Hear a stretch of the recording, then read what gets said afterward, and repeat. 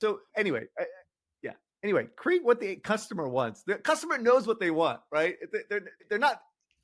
The whole part of the early part was that innovations. Like we haven't seen innovation because the customer already knows what they want, right? They've already been playing on these consoles and these PCs and these mobile devices for decades, right? And so like you just make improve on what they want, not necessarily create something like dramatic, right? Necessarily. I Anyway, think I think it's really salient that there's a lot of times, and this is not just like tech players. I think this is also the game industry and most hardcore capitalists in a lot of ways. I think look at something like the platform problem and distribution problem and are like, oh man, we need to create the next platform that we can own, right? Oh, we need to create the next business that we can own, right? Instead of saying like, well, what are the problems that the players have in the current ecosystem and how can we solve them, right?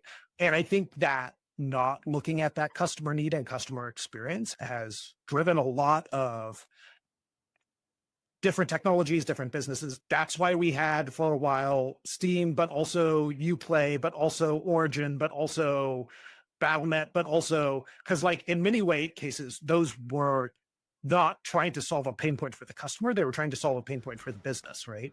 And I think to your point, looking at what is the customer pain points, what are the player pain points, how can we make stuff that solves that.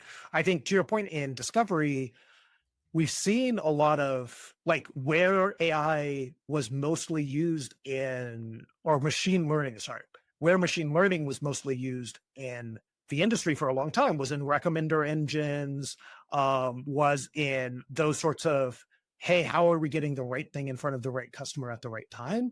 And so I do think that to your point, I don't see it yet either, but there's probably some extension of that that can continue to help with discovery problems because that was like Spotify Discover Weekly isn't exactly the right paradigm for games, but that's these are all places that machine learning has really and AI has pushed that stuff in good directions.